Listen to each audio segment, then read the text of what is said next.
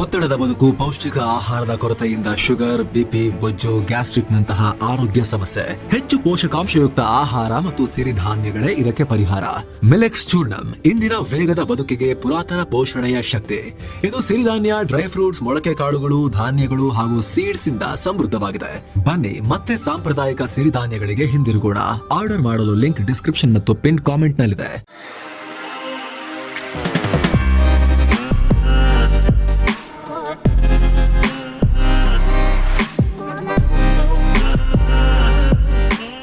Hi friends, ದಿನದ ಎಲ್ಲ ಪ್ರಮುಖ ಸುದ್ದಿಯನ್ನು ನಿಮಗೆ ತಲುಪಿಸುವ ಮಸ್ತ್ ಮಗ ಚಾನಲ್ನ ಫುಲ್ ನ್ಯೂಸ್ಗೆ ಸ್ವಾಗತ. ನಾನು ಅಮರ್ ಪ್ರಸಾದ್. ಪಾಕಿಸ್ತಾನದ ಜೊತೆಗೆ ಕುಣಿಯೋಕೆ ನಿಂತಿರೋ ಬಾಂಗ್ಲಾದ ಯೂನಸ್ ಈಗ ಮತ್ತೊಮ್ಮೆ ಭಾರತವನ್ನ ಕೆಣಕಿದ್ದಾರೆ. ಭಾರತವನ್ನ ಒಡೆದು ಈಶಾನ್ಯ ರಾಜ್ಯಗಳನ್ನ ಬೇರೆ ಮಾಡ್ತೀವಿ ಅನ್ನೋ ರೀತಿಯಲ್ಲಿ ಮತ್ತೊಮ್ಮೆ ಉದ್ದಟತನವನ್ನ ಮೆರೆದಿದ್ದಾರೆ. ಬಾಂಗ್ಲಾಗೆ ಭೇಟಿ ಕೊಟ್ಟಿದ್ದ ಪಾಕ್ನ ಟಾಪ್ ಜನರಲ್ ಶಾಹಿರ್ ಸಂಸಾದ್ ಮಿರ್ಜಾಗೆ ಈ ಯೂನಸ್ ಗಿಫ್ಟ್ ಒಂದನ್ನ ಕೊಟ್ಟಿದ್ದಾರೆ. ಆದ್ರೆ ಆ ಗಿಫ್ಟ್ ಈಗ ಎರಡು ರಾಷ್ಟ್ರಗಳ ಮಧ್ಯೆ ಕಿಚ್ಚು ಹತ್ತಿಸಿದೆ. ಯಾಕಂದ್ರೆ ಭಾರತದ ಈಶಾನ್ಯ ರಾಜ್ಯಗಳನ್ನ ಬಾಂಗ್ಲಾದ ಭಾಗ ಅಂತ ತೋರಿಸೋ ರೀತಿ ಅದರಲ್ಲಿ ಚಿತ್ರವನ್ನ ಅವರು ಬರ್ಕೊಂಡು ಅವ್ರಿಗೆ ಇಷ್ಟ ಬಂದಂಗೆ ಅದನ್ನ ಗಿಫ್ಟ್ ಮಾಡಿಕೊಂಡು ಪಾಕಿಸ್ತಾನದವ್ರಿಗೆ ಗಿಫ್ಟ್ ಮಾಡಿದ್ದಾರೆ. ವಿಕೃತ ಆನಂದವನ್ನ ಪಡೆದಿದ್ದಾರೆ ಇಬ್ರು ಕೂಡ. ಏನ್ ಮಾಡ್ತೀವಿ ನಾವು ಅಂತ. ಅಲ್ಲದೆ ಇದನ್ನ ಯೂನಸ್ ತನ್ನ ಸೋಷಿಯಲ್ ಮೀಡಿಯಾ ಅಕೌಂಟ್ ಅಲ್ಲಿ ಶೇರ್ ಕೂಡ ಮಾಡ್ಕೊಂಡಿದ್ದಾರೆ. ಇದಕ್ಕೆ ಭಾರತದಲ್ಲಿ ತೀವ್ರ ಆಕ್ರೋಶ ವ್ಯಕ್ತವಾಗ್ತಿದೆ. ಈತ ಭಾರತದ ಸಾರ್ವಭೌಮತ್ವವನ್ನೇ ಪ್ರಶ್ನೆ ಮಾಡ್ತಿದ್ದಾರೆ ಅಂತ ಕಿಡಿಕಾರಲಾಗ್ತಾ ಇದೆ. ಈ ಮೂಲಕ ಭಾರತದ ಈಶಾನ್ಯ ರಾಜ್ಯಗಳ ವಿಚಾರದಲ್ಲಿ ಯೂನಸ್ ಮತ್ತೊಮ್ಮೆ ಮೂಗು ತೂರಿಸಿದಂತಾಗಿದೆ. ಈ ಮುಂಚೆ ಇದೇ ಯೂನಸ್ ಈಶಾನ್ಯ ರಾಜ್ಯಗಳಿಗೆ ಸಮುದ್ರದ ಕನೆಕ್ಷನೇ ಇಲ್ಲ, ನಾವೇ ಆ ಭಾಗದ ಗಾರ್ಡಿಯನ್ ಅಂತ ಹೇಳಿದ್ರು. ಅದಕ್ಕೆ ಭಾರತದಲ್ಲಿ ಪಕ್ಷಾತೀತವಾಗಿ ಎಲ್ಲರೂ ಕೂಡ ಕ್ಲಾಸ್ ತಗೊಂಡಿದ್ರು ಯೂನಸ್ಗೆ. ಬಾಂಗ್ಲಾದ ಕಡು ವಿರೋಧಿ ತ್ರಿಪುರಾ ರಾಜ್ಯ ಅಂತೂ ಬಾಂಗ್ಲಾನೇ ಒಡೆದು ಹಾಕ್ತೀವಿ, ಆಗ ನಮಗೆ ಸಮುದ್ರ ಸಿಗುತ್ತೆ ಅನ್ನೋ ಹೇಳಿಕೆ ಕೊಟ್ಟಿತ್ತು. ಅಲ್ಲಿನ ರಾಜಕಾರಣಿಗಳು ಈ ರೀತಿ ವಾರ್ನಿಂಗ್ ಕೊಟ್ಟಿದ್ರು. ಇದರ ನಡುವೆ ಭಾರತವನ್ನ ಮತ್ತಷ್ಟು ಈಗ ಕೆರಳಿಸಿದ್ದಾರೆ. ಬಾಂಗ್ಲಾದ ಈ ನಡೆ ಭಾರತಕ್ಕೆ ತುಂಬಾ ಮುಖ್ಯ, ಸೀರಿಯಸ್. ಯಾಕಂದ್ರೆ ಇತ್ತೀಚೆಗೆ ಪಾಕಿಸ್ತಾನ ಮತ್ತು ಬಾಂಗ್ಲಾಗಳು ಈಶಾನ್ಯ ರಾಜ್ಯಗಳಲ್ಲಿ ದೊಡ್ಡ ಪಿತೂರಿ ಮಾಡ್ತಾ ಇದ್ದಾರೆ. ಪಾಕಿಸ್ತಾನದ ಸೇನೆ ಪದೇ ಪದೇ ನಾವು ಪೂರ್ವದಿಂದ ಶುರು ಮಾಡ್ತೀವಿ, ಭಾರತ ನಮ್ಮ ಮೇಲೆ ಮತ್ತೆ ದಾಳಿ ಮಾಡಬಾರದು ಅಂತೆಲ್ಲ ಹೇಳಿಕೆ ಕೊಡ್ತಾ ಇದ್ದಾರೆ. ಈಶಾನ್ಯ ರಾಜ್ಯಗಳಲ್ಲೂ ಕೂಡ ಉಗ್ರ ದಾಳಿಗಳು ಹೆಚ್ಚಾಗ್ತಿವೆ. ಹೀಗಾಗಿ ಇಲ್ಲಿ ಈ ಇಬ್ರು ಬ್ರದರ್ಸ್ ಸೇರ್ಕೊಂಡು ಏನಾದರೂ ಸೀರಿಯಸ್ ಆಗಿ ಮಸಲತ್ತು ನಡೆಸ್ತಾ ಇದ್ದಾರಾ, ಭಾರತವನ್ನ ಕೆಣಕ್ತಾ ಇದ್ದಾರಾ ಅನ್ನೋ ಅನುಮಾನ ಮೂಡ್ತಾ ಇದೆ. ಇನ್ನು ಇದಷ್ಟೇ ಅಲ್ಲ, ಭಾರತಕ್ಕೆ ಬೇಕಾಗಿರೋ most wanted criminal Zakir ನಾಯಕ್ಗೂ ಬಾಂಗ್ಲಾದ Yunus ಸ್ವಾಗತವನ್ನ ಕೋರಲಿದ್ದಾರೆ. ಸುಮಾರು 1 ತಿಂಗಳ ಕಾಲ ಈ ಜಕೀರ್ ನಾಯಕ್ ಬಾಂಗ್ಲಾದಲ್ಲಿ ಮತೋಪದೇಶ ಮಾಡಿಕೊಂಡು ಓಡಾಡ್ತಾನೆ. ಭಾರತದಲ್ಲಿ ಈತನ ಮೇಲೆ ದ್ವೇಷ ಭಾಷಣ, ಅಕ್ರಮ ಹಣ ವರ್ಗಾವಣೆ, ಭಯೋತ್ಪಾದನೆಗೆ ಪ್ರಚೋದನೆಯ ಆರೋಪ ಇದೆ. NIA ಮತ್ತು ED ಈತನನ್ನ ವಾಂಟೆಡ್ ಲಿಸ್ಟ್ ನಲ್ಲಿಟ್ಟು ಹುಡುಕ್ತಾ ಇದ್ದಾರೆ. ಹುಡುಕೋದೇನು, ಈತ ಮಲೇಷ್ಯಾದಲ್ಲಿ, ಪಾಕಿಸ್ತಾನದಲ್ಲಿಂದ ಓಡಾಡ್ಕೊಂಡಿದ್ದ, ಈಗ ಬಾಂಗ್ಲಾಗ್ ಹೋಗ್ತಾ ಇದ್ದಾನೆ. ಈತನನ್ನ ಹಸ್ತಾಂತರ ಮಾಡಿ ಅಂತ ಹೇಳಿದ್ರೆ ಮಲೇಷ್ಯಾ ಹಸ್ತಾಂತರ ಮಾಡ್ತಾ ಇರಲಿಲ್ಲ. ಇನ್ನು ಶೇಖ್ ಹಸೀನಾರ ಅವಧಿಯಲ್ಲಿ ಢಾಕಾದ ಹೋಲಿ ಆರ್ಟಿಸನ್ ಬೇಕರಿಯಲ್ಲಿ ದಾಳಿ ನಡೆದಿತ್ತು. ಬಾಂಗ್ಲಾದ ಜಮಾತುಲ್ ಮುಜಾಹಿದ್ದೀನ್ ಇಸ್ಲಾಮಿಸ್ಟ್ ಗುಂಪು ಈ ದಾಳಿ ಮಾಡಿತ್ತು. ಸುಮಾರು 20 ಜನ ಪ್ರಾಣ ಕಳ್ಕೊಂಡಿದ್ರು.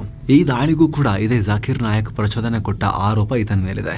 ಇದೇ ಕಾರಣಕ್ಕೆ ಹಸೀನಾ ಅವಧಿಯಲ್ಲಿ ಜಾಕೀರ್ ನಾಯಕ್ನ ಕಾಲಿಡಕ್ ಬಿಟ್ಟಿರ್ಲಿಲ್ಲ ಬಾಂಗ್ಲಾದಲ್ಲಿ. ಆತನ ಪೀಸ್ ಟಿವಿ ಅನ್ನೋ ಚಾನೆಲ್ನ ಕೂಡ ಬಾಂಗ್ಲಾದೇಶ ಬ್ಯಾನ್ ಮಾಡಿತ್ತು. ಆದ್ರೆ ಈಗ ಈ ಯೂನಸ್ ಬಾಗಿಲು ತೆರೆದುಕೊಂಡು ದೊಡ್ಡ ಆಹ್ವಾನವನ್ನ ಕೊಡ್ತಾ ಇದ್ದಾರೆ ಈತನಿಗೆ, ಜಾಕೀರ್ ನಾಯಕ್. ತಮಿಳು ನಟ ರಾಜಕಾರಣಿ ವಿಜಯ್ ಕಡೆಗೂ ಕೂಡ ಆಲ್ಮೋಸ್ಟ್ 1 ತಿಂಗಳ ಬಳಿಕ ಈಗ ದುರಂತದಲ್ಲಿ ಪ್ರಾಣ ಕಳ್ಕೊಂಡವರ ಫ್ಯಾಮಿಲಿಯನ್ನ ಮೀಟ್ ಆಗಿದ್ದಾರೆ. ಅದು ಕೂಡ ಇಲ್ಲಿ ಸ್ಟಾರ್ ಹೋಟೆಲ್ನಲ್ಲಿ, ರೆಸಾರ್ಟ್ ತರ ಜಾಗದಲ್ಲಿ. TVK ರ್ಯಾಲಿ ವೇಳೆ ಭೀಕರ ಕಾಲ್ತುಳಿತ ಉಂಟಾಗಿ 41 ಜನ ಪ್ರಾಣ ಬಿಟ್ಟಿದ್ರಲ್ಲ. ಈಗ ಚೆನ್ನೈ ಸಮೀಪ 5 ಸ್ಟಾರ್ ಹೋಟೆಲ್ ಒಂದರಲ್ಲಿ ಎಲ್ಲ ಕುಟುಂಬದವರನ್ನ ಕರೆಸಿ ಅಲ್ಲಿ ಮೀಟ್ ಮಾಡಿದ್ದಾರೆ. ಅವರಿದ್ದಲ್ಲಿ ಹೋಗಿಲ್ಲ. ಹಣಕಾಸು ನೆರವು ಹಾಗೂ ಮಕ್ಕಳ ವಿದ್ಯಾಭ್ಯಾಸ ನೋಡ್ಕೊಳ್ತೀನಿ ಅಂತ ಭರವಸೆ ಕೊಟ್ಟಿದ್ದಾರೆ. ಒಂದೊಂದೇ ಕುಟುಂಬವನ್ನ ಪ್ರತ್ಯೇಕವಾಗಿ ಮೀಟ್ ಆಗಿ ನನ್ನನ್ನ ನಿಮ್ಮ ಮನೆಯವನು ಅಂತ ತಿಳ್ಕೊಳ್ಳಿ ಅಂತ ಕುಟುಂಬಸ್ಥರಿಗೆ ಸಾಂತ್ವನ ಹೇಳಿದ್ದಾರೆ. ಈ ಸಂದರ್ಭದಲ್ಲಿ ದುರಂತದಲ್ಲಿ ಸಾವನ್ನಪ್ಪಿದ ಮಕ್ಕಳ ಫೋಟೋ ಕೊಂಡು ವಿಜಯ್ ಕಣ್ಣೀರು ಹಾಕಿದ್ದಾರೆ ಅಂತ ಮಾಹಿತಿ ಬಂದಿದೆ. ಈ ಮೀಟಿಂಗ್ ಕೂಡ ಬಹಳ ಸೀಕ್ರೆಟ್ ಆಗಿ ಮುಚ್ಚಿದ ಕೋಣೆ ಒಳಗೆ ನಡೆದಿದೆ ಅಂತ TVK ಮೂಲಗಳು ಹೇಳಿವೆ. ಇಲ್ಲಿ ಕೇವಲ TVK ಕಾರ್ಯಕರ್ತರಿಗೆ ಮಾತ್ರ ಒಳಗೆ ಬರೋಕೆ ಪರ್ಮಿಷನ್ ಇತ್ತು. ಈಗ ಆಲ್ರೆಡಿ TVK ಮೃತರ ಕುಟುಂಬಕ್ಕೆ ತಲಾ 20 ಲಕ್ಷ ರೂಪಾಯಿ ಟ್ರಾನ್ಸ್ಫರ್ ಮಾಡಿದೆ ಅಂತ ವಿಜಯ್ ಪಾರ್ಟಿ ನಾಯಕರು ಹೇಳಿದ್ದಾರೆ. ಏನೋ ವಿಜಯ್ ಅವರ ಈ ನಡೆಗೆ ಭಾರಿ ಟೀಕೆ ವ್ಯಕ್ತವಾಗ್ತಾ ಇದೆ. ವಿಜಯ್ ಅವ್ರನ್ನ ಅಷ್ಟು ದೂರ ಯಾಕೆ ಕರೆಸಿ ಚೆನ್ನೈಗೆ? ದುರಂತ ಆಗಿದ್ದು ಕರೂರಲ್ಲಿ. ಪೊಲಿಟಿಕಲ್ ಲೀಡರ್, ಇಡೀ ರಾಜ್ಯಕ್ಕೆ ಲೀಡರ್ ಆಗಬೇಕಂತ ಹೊರಟಿರೋರು. ಕರೂರಿಗೆ ಹೋಗೋ ಧೈರ್ಯ ಅವ್ರಿಗಿಲ್ವಾ? ಜನರನ್ನಲ್ಲಿ ಹೋಗಿ ಮೀಟ್ ಆಗೋ ಸಾಮರ್ಥ್ಯ ಇಲ್ವಾ? ಪೊಲೀಸರು ಸೆಕ್ಯೂರಿಟಿ ಬೇಕಾದ್ರೆ ಕೊಡ್ತಿದ್ರಲ್ವಾ ಅನ್ನೋ ಪ್ರಶ್ನೆ ಕೇಳಲಾಗ್ತಿದೆ. ಯಾಕ್ರಿ ನಿಮ್ಮ ರೋಲ್ಸ್ ರಾಯ್ಸ್ ಗೋಸ್ಟ್ ಅಲ್ಲಿವರೆಗೂ ಹೋಗಲ್ವಾ ಅಂತ ಕೇಳಲಾಗ್ತಿದೆ. ಈ ಟೀಕೆ ಬೆನ್ನಲ್ಲೇ ಟಿವಿಕೆ ಕೆಲ ಸಮರ್ಥನೆ ಕೊಟ್ಟಿದೆ. ವಿಜಯ್ ಫಸ್ಟ್ ಕರೂರಿಗೆ ಹೋಗಿನೇ ಮೀಟ್ ಆಗಬೇಕು ಅಂತ ಹೇಳಿದ್ರು, ಆದರೆ ಕೆಲವೊಂದು ಲಾಜಿಸ್ಟಿಕ್ಸ್ ಸಮಸ್ಯೆ ಅದರಿಂದ ಸ್ಥಳ ಬದಲಾವಣೆ ಮಾಡಲಾಯಿತು ಅಂತ ಟಿವಿಕೆ ಅವರು ಹೇಳ್ಕೊಂಡಿದ್ದಾರೆ. ಅದು ಏನು ಲಾಜಿಸ್ಟಿಕ್ಸ್ ಸಮಸ್ಯೆ, ಕಾರ್ ಅಲ್ಲಿವರೆಗೂ ಹೋಗಲ್ಲ ಅಂತ ಹೇಳ್ತಾ ಗೊತ್ತಿಲ್ಲ. ಇನ್ನು ಇದೇ ಕರೂರು ಕಾಲ್ದುಳಿತಕ್ಕೆ ಸಂಬಂಧಪಟ್ಟಂತೆ ಮದ್ರಾಸ್ ಹೈಕೋರ್ಟ್ ಸ್ಟಾಲಿನ್ ಸರ್ಕಾರಕ್ಕೆ ಮಹತ್ವದ ನಿರ್ದೇಶನ ಕೊಟ್ಟಿದೆ. ತಮಿಳುನಾಡು ಸರ್ಕಾರಕ್ಕೆ SOP ಸ್ಟ್ಯಾಂಡರ್ಡ್ ಆಪರೇಟಿಂಗ್ ಪ್ರೊಸೀಜರ್ಸ್ ಅನ್ನು ರಚಿಸುವಂತೆ 10 ದಿನಗಳ ಗಡುವನ್ನು ಕೊಟ್ಟಿದೆ.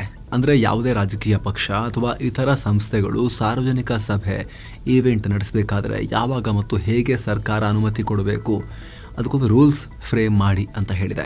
ಏನೋ ತೀವ್ರ ಪರ ವಿರೋಧದ ನಡುವೆ ಕೂಡ ಚುನಾವಣಾ ಆಯೋಗ ಬಿಹಾರದಲ್ಲಿ ಎಲೆಕ್ಷನ್ಗೂ ಮುನ್ನ ಮತದಾರರ ಪಟ್ಟಿಯ ವಿಶೇಷ ಪರಿಷ್ಕರಣೆ ನಡೆಸಿತು. ಈಗ ದೇಶಾದ್ಯಂತ ಈ SIR ಅಥವಾ ಮತದಾರರ ಪಟ್ಟಿ ಪರಿಷ್ಕರಣೆಗೆ ಸಜ್ಜಾಗಿದೆ. ಅಕ್ಟೋಬರ್ 28ರಿಂದ ರಾಜ್ಯ ಮತ್ತು ಕೇಂದ್ರಾಡಳಿತ ಪ್ರದೇಶಗಳು ಸೇರಿ 12 ಕಡೆ 2ನೇ ಹಂತದ SIR ಪ್ರಕ್ರಿಯೆ ಸ್ಟಾರ್ಟ್ ಮಾಡ್ತಾ ಇದೀವಿ ಅಂತ ಚುನಾವಣಾ ಆಯೋಗ ಘೋಷಿಸಿದೆ. ಅಂಡಮಾನ್ ಮತ್ತು ನಿಕೋಬಾರ್, ಛತ್ತೀಸ್ಗಢ, ಗೋವಾ, ಗುಜರಾತ್, ಕೇರಳ, ಲಕ್ಷದ್ವೀಪ, ಮಧ್ಯಪ್ರದೇಶ, ಪುದುಚೇರಿ, ರಾಜಸ್ಥಾನ್, ತಮಿಳುನಾಡು, ಉತ್ತರ ಪ್ರದೇಶ ಮತ್ತು ಪಶ್ಚಿಮ ಬಂಗಾಳದಲ್ಲಿ ಈ 2ನೇ ಹಂತದ SIR ನಡೆಯುತ್ತೆ. ಈ ರಾಷ್ಟ್ರವ್ಯಾಪಿ SIRಗೆ ಸಂಬಂಧಪಟ್ಟಂತೆ ಪ್ರತ್ಯೇಕ ವರದಿಯಲ್ಲಿ ನಾವು ಮಾಹಿತಿಯನ್ನ ಕೊಡ್ತಾ ಇದ್ದೀವಿ ಸ್ನೇಹಿತರೆ.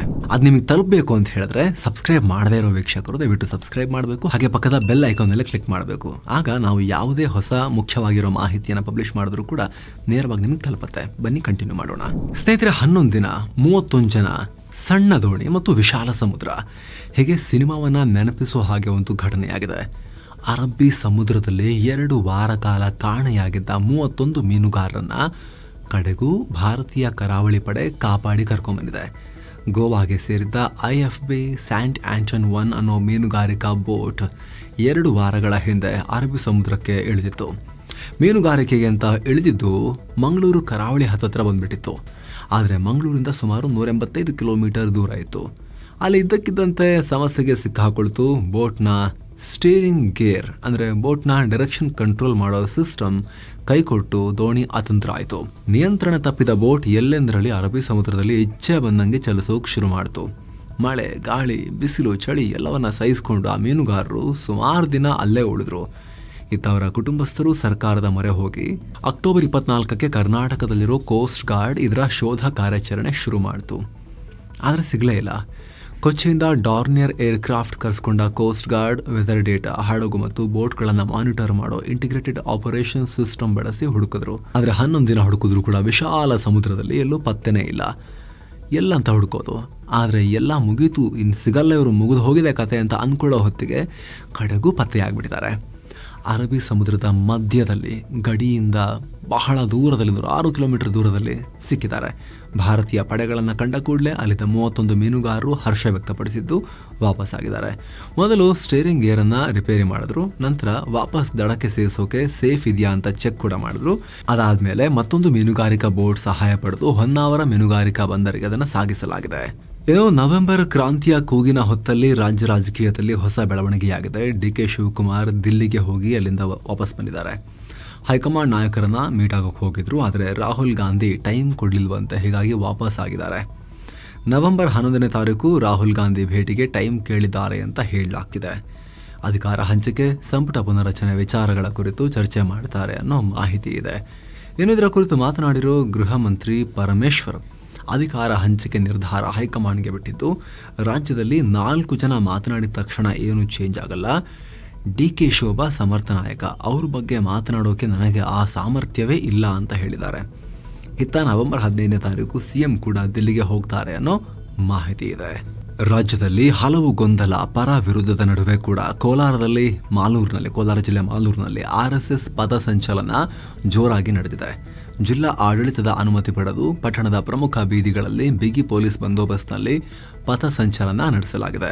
ಏನೋ ಸುಪ್ರೀಂ ಕೋರ್ಟ್ನ ಹಾಲಿ ಮುಖ್ಯ ನ್ಯಾಯಮೂರ್ತಿ BR ಗವಾಯ್ ಅಥವಾ ಭೂಷಣ್ ರಾಮಕೃಷ್ಣ ಗವಾಯ್ ನವೆಂಬರ್ 23ಕ್ಕೆ ನಿವೃತ್ತಿ ಹೊಂದ್ತಾ ಇದ್ದಾರೆ. ಹೀಗಾಗಿ ಗವಾಯ್ ಮುಂದಿನ ಸಿಜೆ ಆಗಿ ಜಸ್ಟಿಸ್ ಸೂರ್ಯಕಾಂತ್ ಅವರನ್ನ ಶಿಫಾರಸು ಮಾಡಿ ಕೇಂದ್ರ ಸರ್ಕಾರಕ್ಕೆ ಪತ್ರ ಬರೆದಿದ್ದಾರೆ. ಹೀಗಾಗಿ ಬಹುತೇಕ ಜಸ್ಟಿಸ್ ಸೂರ್ಯಕಾಂತ್ ಸುಪ್ರೀಂ ಕೋರ್ಟ್ ನ 53ನೇ ಸಿಜೆಐ ಆಗಿ ಅಧಿಕಾರವನ್ನ ಸ್ವೀಕರಿಸಿದ್ದಾರೆ. ಏನು ಸ್ನೇಹಿತರೆ, ಮಸ್ತ್ ಮಗ ಪ್ರೀಮಿಯಂ ಮೆಂಬರ್ಶಿಪ್ ಶುರುವಾಗಿದೆ. ದಿನಕ್ಕೆ ₹1 ಕಮ್ಮಿ ಪ್ರೈಸ್ ನಲ್ಲಿ ನೀವು ಮೆಂಬರ್ ಆಗಬಹುದು. ಮೆಂಬರ್ಸ್ ಓನ್ಲಿ ಎಕ್ಸ್ಕ್ಲೂಸಿವ್ ವಿಡಿಯೋಸ್ ಮತ್ತು ಲೈವ್ ಇಂಟರಾಕ್ಷನ್ ಅಲ್ಲಿ ಸಿಗುತ್ತೆ. ಆ ವಿಡಿಯೋಸ್ಗೆ ನಮ್ಮ ಚಾನೆಲ್ ಕಡೆಯಿಂದ ಹಾಕೋ ಯಾವುದೇ ಆಡ್ಸ್ ಇರೋದಿಲ್ಲ.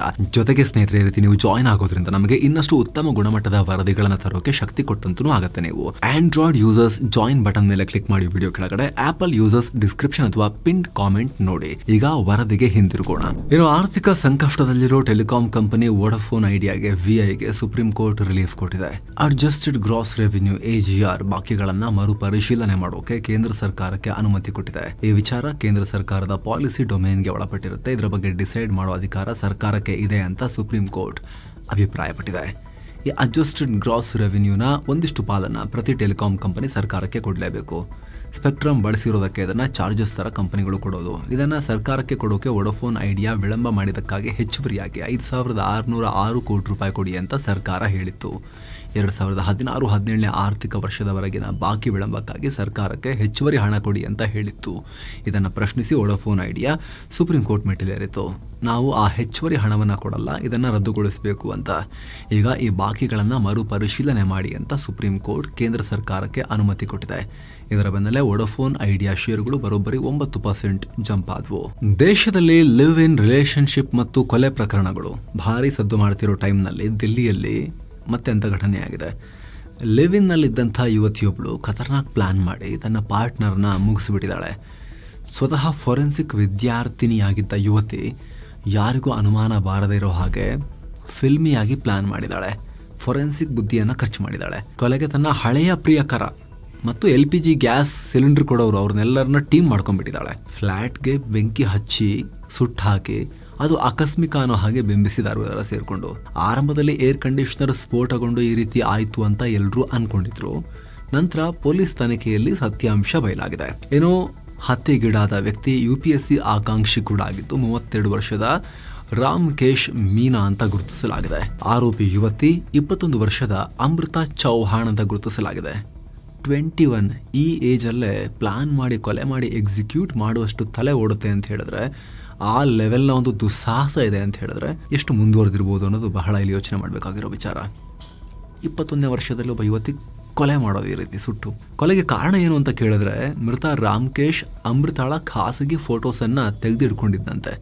ಡಿಲೀಟ್ ಮಾಡೋ ಅಂತ ಕೇಳಿದ್ರು ಕೂಡ ಆತ ಮಾಡದೆ ಆಕೆಯನ್ನ ಸತಾಯಿಸ್ತಾ ಇದ್ದಂತೆ. ಸರಿ, ಇವನಿಗೊಂದು ಫೈನಲ್ ಹಾಕಿ ಪೂರ್ಣ ಪ್ರಮಾಣದ ಪಾಠ ಕಲಿಸೋಣ ಅಂತ ಹೇಳಿ ಈ ರೀತಿ ಮಾಡಿದ್ದೀನಿ ಅಂತ ಆಕೆ ಪೊಲೀಸರ ಮುಂದೆ ಬಾಯ್ಬಿಟ್ಟಿದ್ದಾಳೆ. ಇನ್ನು ವಾರದ ಮೊದಲ ದಿನ ಭಾರತದ ಮಾರುಕಟ್ಟೆ ಗ್ರೀನ್ನಲ್ಲಿ ಎಂಡ್ ಆಗಿದೆ. ದಿನದ ವಹಿವಾಟಿನ ಅಂತ್ಯಕ್ಕೆ ಸೆನ್ಸೆಕ್ಸ್ 566 ಪಾಯಿಂಟ್ಸ್ ರೈಸ್ ಆಗಿ 84,778ಕ್ಕೆ ತಲುಪಿದೆ. ನಿಫ್ಟಿ 170 ಪಾಯಿಂಟ್ಸ್ ಜಂಪ್ ಆಗಿ 25,966ಕ್ಕೆ ರೀಚ್ ಆಗಿದೆ. ಅಮೆರಿಕ ಮತ್ತು ಚೈನಾ ನಡುವಿನ ವ್ಯಾಪಾರ ಮಾತುಕತೆಯಲ್ಲಿನ ಪ್ರಗತಿ, ಅಮೆರಿಕದ ಸೆಂಟ್ರಲ್ ಬ್ಯಾಂಕ್ ಬಡ್ಡಿ ದರವನ್ನು ಕಮ್ಮಿ ಮಾಡಬಹುದು ಅನ್ನೋ ನಿರೀಕ್ಷೆ ಮಾರ್ಕೆಟ್ನಲ್ಲಿ ಪಾಸಿಟಿವಿಟಿಗೆ ಕಾರಣ ಆಯಿತು. Kotak Mahindra bank, Infosys, Bajaj finance, Mahindra and Mahindra ಮತ್ತು ಸನ್ ಫಾರ್ಮಾಸ್ಯೂಟಿಕಲ್ ಇಂಡಸ್ಟ್ರೀಸ್ ಷೇರುಗಳು ರೆಡ್ನಲ್ಲಿದ್ವು. Bharti Airtel, State Bank of India, Reliance Industries, IndusInd bank ಮತ್ತು ಟಾಟಾ ಮೋಟಾರ್ಸ್ ಗ್ರೀನ್ನಲ್ಲಿದ್ವು. ಡಾಲರ್ ಮುಂದೆ ರೂಪಾಯಿ ಮೌಲ್ಯ 43 ಪೈಸೆ ಇಳಿಕೆಯಾಗಿ ₹88.26 ಆಗಿದೆ. ಇನ್ನು ಚಿನ್ನ ಮತ್ತು ಬೆಳ್ಳಿ ಬೆಲೆ ವಿಚಾರಕ್ಕೆ ಬಂದರೆ 24 ಕ್ಯಾರೆಟ್ನ 10 ಗ್ರಾಂ ಚಿನ್ನದ ಬೆಲೆಯಲ್ಲಿ ₹441 ಕಮ್ಮಿಯಾಗಿ ₹1,21,077 ಆಗಿದೆ. 22 ಕ್ಯಾರೆಟ್ನ 10 ಗ್ರಾಂ ಚಿನ್ನದ ಬೆಲೆಯಲ್ಲಿ ₹400 ಕಮ್ಮಿಯಾಗಿ ₹1,10,910 ಆಗಿದೆ. 1 kg ಬೆಳ್ಳಿ ಬೆಲೆಯಲ್ಲಿ ₹2,002 ಕಮ್ಮಿಯಾಗಿ ₹1,45,031 ಆಗಿದೆ. ಸೊ ಫ್ರೆಂಡ್ಸ್, ಇದಾಗಿತ್ತು ಇವತ್ತಿನ ಫುಲ್ ನ್ಯೂಸ್. ನಾವು ಕುಯ್ದಿಲ್ಲ, ಎಳೆದಿಲ್ಲ, ಕಿರ್ಚಾಡಿಲ್ಲ, ಬರೀ ಸುದ್ದಿಯ ರೀತಿಯಲ್ಲಿ ನಿಮಗೆ ತಲುಪಿಸೋ ಪ್ರಯತ್ನವನ್ನ ಮಾಡಿದ್ದೀವಿ. ನಮ್ಮ ಈ ಪ್ರಯತ್ನ ನಿಮಗೆ ಇಷ್ಟ ಆಗ್ತಾ ಇದ್ರೆ ಸ್ನೇಹಿತರೆ, ಮಸ್ತ್ ಮಗ ಚಾನಲ್ಗೆ ಸಬ್ಸ್ಕ್ರೈಬ್ ಮಾಡಿ, ಪಕ್ಕದ ಬೆಲ್ ಐಕಾನ್ ಮೇಲೆ ಕ್ಲಿಕ್ ಮಾಡೋದನ್ನ ಮರಿಬೇಡಿ. ಹಾಗೆ ಆಗ್ಲೇ ಹೇಳಿದ ಮಸ್ತ್ ಮಗ ಪ್ರೀಮಿಯಂ ಮೆಂಬರ್ಶಿಪ್ ಅನ್ನ ಕೂಡ ಆಸಕ್ತರು ಕನ್ಸಿಡರ್ ಮಾಡಬಹುದು. ಮತ್ತೆ ಭೇಟಿ ಆಗ್ತಿರೋಣ ಸ್ನೇಹಿತರೆ. ನಮಸ್ತೆ.